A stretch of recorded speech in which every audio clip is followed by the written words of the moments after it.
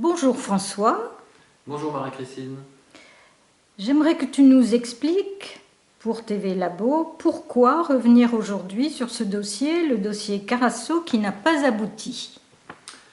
Eh ben, il y a deux raisons simples. C'est que le 11 septembre, en fait, date de la naissance de l'association Labo Citoyen est intimement liée au dossier Carasso, parce qu'a priori, on était plutôt parti pour faire naître l'association début janvier.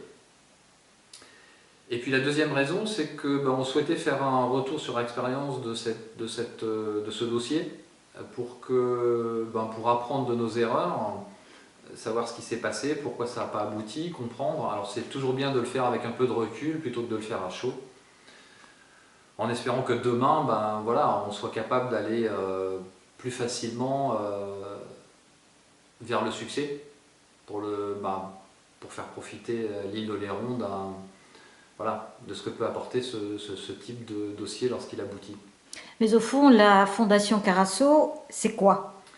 La Fondation Carasso, c'est une fondation qui a été créée par Nina et Daniel Carasso, qui sont les fondateurs du groupe Danone, donc très porté sur l'alimentation forcément.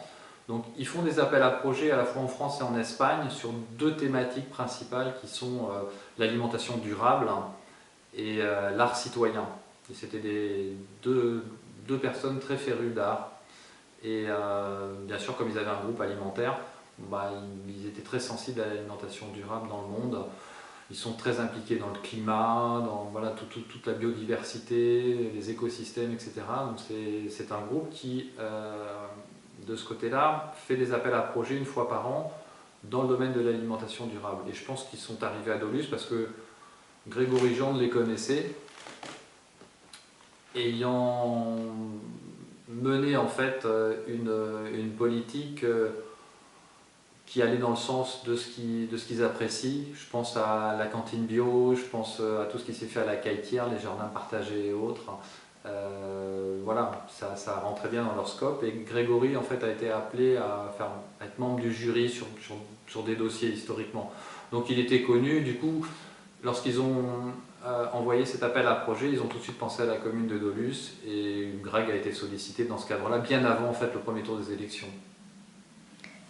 Et donc nous arrivons aux élections le 28 juin et là, changement de municipalité. Tout à fait. Il y a eu un changement de municipalité, effectivement. Une autre équipe s'est mise en place. On ne parlait même pas de Carasso à l'époque, puisque Greg avait instruit ça a priori avec l'ancienne municipalité. Et comme il a l'habitude de faire, il a besoin de personnes pour ce genre de dossier. Du coup, il n'y avait pas forcément grand monde au sein de la mairie qui était au courant. Et la passation en fait, entre les maires, qui est toujours de bonne loi et conseillée, a priori n'a pas eu lieu. Peu importe la responsabilité à qui, parce qu'en général, on se voit entre l'ancien maire et le nouveau maire, on se passe les dossiers, on s'explique les choses. Bref, le mois de juillet est passé en tout cas, sans que ce dossier ne revienne sur le devant de la scène.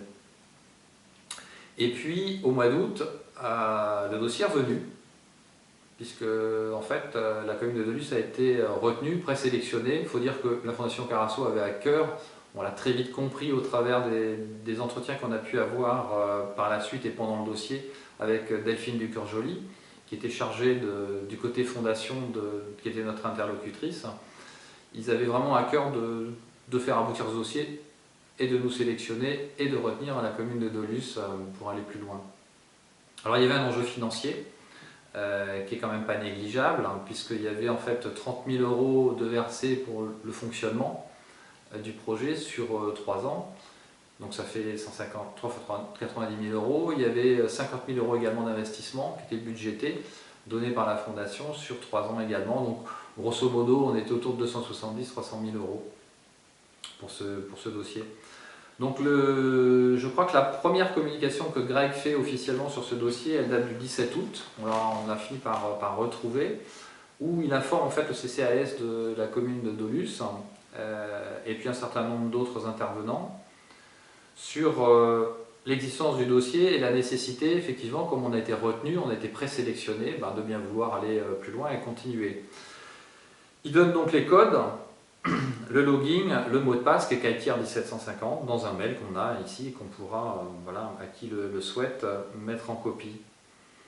Et il conclut en disant « À mon avis, cet appel de la Fondation peut être dans le fond et la forme un bon terrain apaisé pour montrer que malgré les divergences politiques, le bon sens du quotidien et de la proximité peut créer de belles énergies collectives. » Donc voilà, il était dans une disposition où pour quelqu'un qui a perdu les élections, voilà, il avait vraiment rebondi et il était partie prenante pour faire quelque chose de chouette avec ce projet. Et puis le temps passe. Le temps passe. Et la deuxième fois où il évoque ce dossier, parce que rien ne se passe, enfin a priori la mairie de Dolusse ne se saisit pas du dossier, on voit que le dossier, on a Delphine du Cœur Joli, donc qui est du côté Fondation Carasso, qui appelle Greg et qui dit bon, vous en êtes où? Il n'a pas grand chose à dire parce qu'il est plus aux commandes.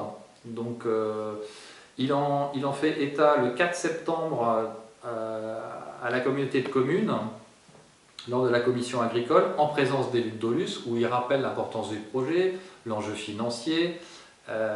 Il faut savoir qu'au-delà de l'enjeu financier, il y a aussi tout un pan de notoriété. À partir du moment où vous êtes retenu par la Fondation, où vous avez avec succès remporté le projet, bah vous êtes exposé publiquement parce que ça fait un modèle. Donc sur le territoire national français et sur le territoire espagnol, il va y avoir de la publicité autour, il va y avoir, voilà, donc c'est pour la commune, enfin, et pour Oléron c'était un bel enjeu, un bel exemple.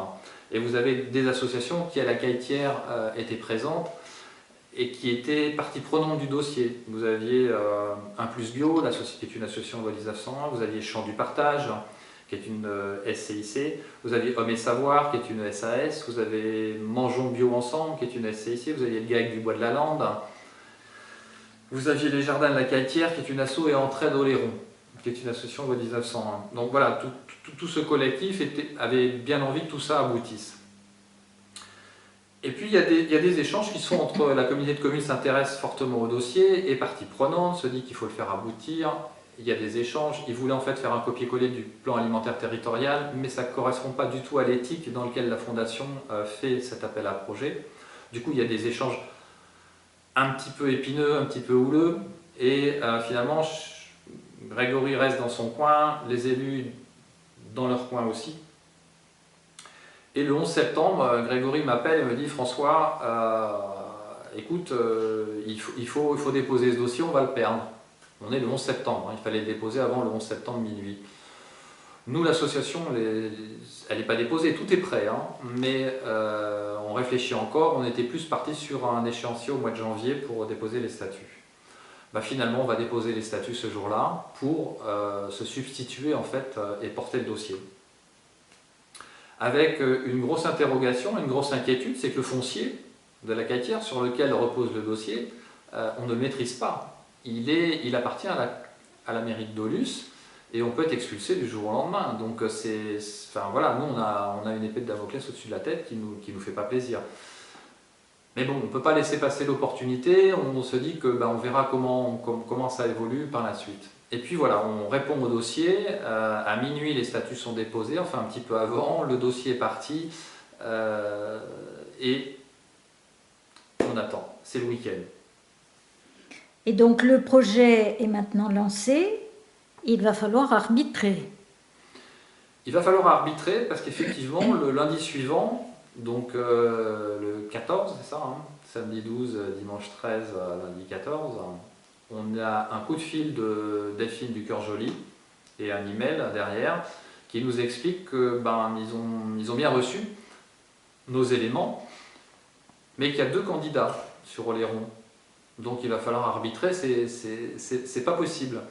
Donc on apprend avec surprise que nous on a répondu, donc on a le dossier avec le fond, donc toute la construction du dossier, et une notice explicative dans laquelle on avait expliqué que la mairie de Dolusse n'ayant pas souhaité soutenir ce projet, c'est une association, le Labo Citoyen, qui soutient le projet.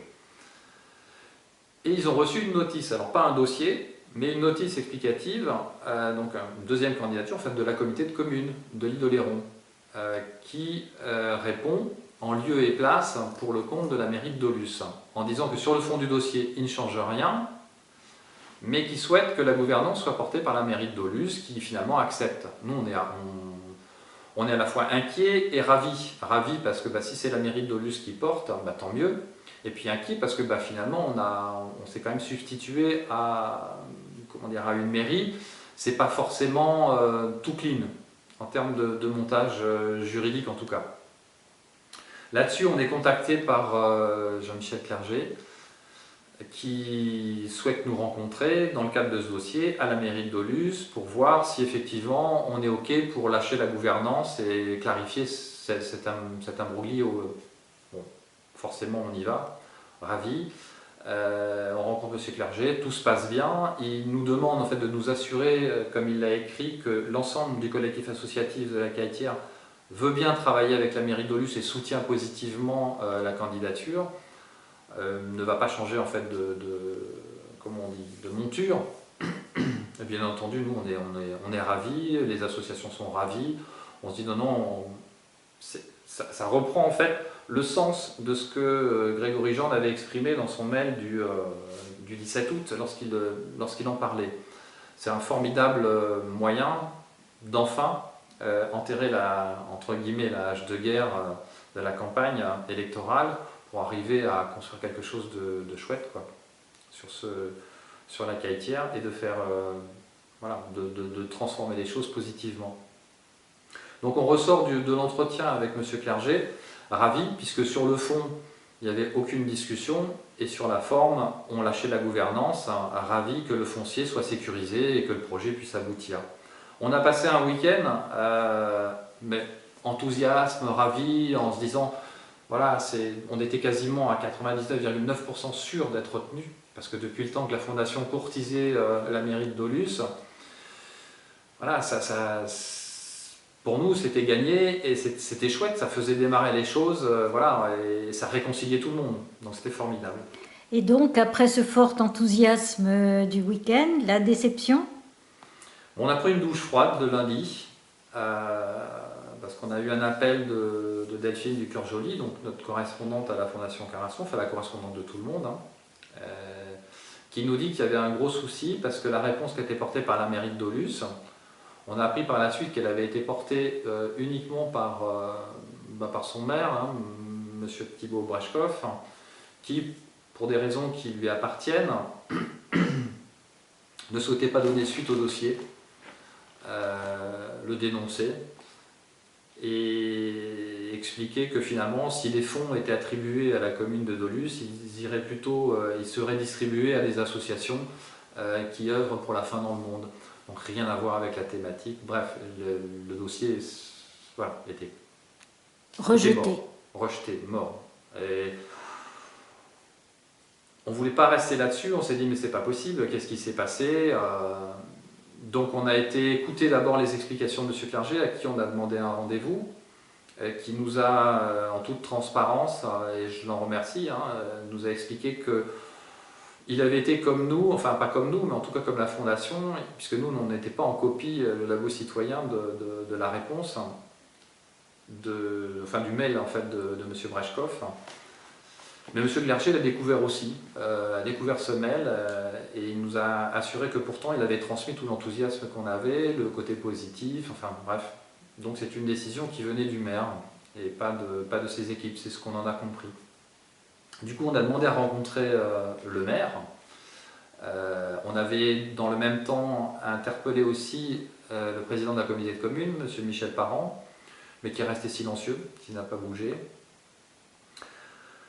Et le maire, M. Thibaut Breshkov, avec qui on a eu un échange très cordial, nous a expliqué que pour X raisons, ce dossier aurait dû être présenté bien en amont, que ce dossier aurait dû faire l'objet d'un cadrage à la fois sur le plan financier, parce que si la Fondation mettait des sous, il fallait aussi que la commune en mette, bien évidemment. Enfin, bref, on lui a dit que là-dessus, en fait, il pouvait y avoir, comme la communauté de communes était derrière, il pouvait y avoir un arrangement, qu'il pouvait y avoir, que ce n'était pas le côté financier, bref, on a creusé, quoi. Finalement, il y a aussi le fait que le sort de la cahetière, il ne souhaitait pas figer le sort de la cahetière. Respect hein, sur cet argument, et qui lui appartient. Le fait est, c'est que on en a conclu, en tout cas, une chose sur laquelle on est tombé d'accord, c'est que voilà, plus il y aura de communication, plus il y aura de transparence, plus il y aura d'implication, et plus ce genre de choses qui permettent de faire rayonner l'île d'Oléron, parce qu'au-delà de la commune de Dolu, c'était Oléron qui pouvait rayonner, mieux ce sera. Donc voilà, c'est pour ça qu'on souhaitait revenir sur ce dossier, pour que demain, on a re-eu en fait la Fondation Carasso au téléphone plusieurs fois, on sera peut-être amené à refaire quelque chose avec cette fondation-là ou avec un autre organisme. Mon Dieu, moi j'appelle tout le monde à communiquer en toute transparence et à pas faire les choses dans son coin, voilà, sans en parler, de manière à ce que là on est passé à côté de quelque chose, mine de rien, qui permettait de rassembler tout le monde, qui permettait de faire briller Oléron, qui permettait de nous mettre en avant. Et encore une fois, c'est voilà, pour des raisons, on jette la pierre à personne, hein, mais en tout cas, tous prenons-nous la main et faisons en sorte que demain, ce genre de projet, on soit tous derrière et on fasse tout ce qu'il faut pour qu'il soit un succès. Ça profitera à tous les Oléronnais. Merci François pour cette clarification. Merci Christine. Scoop.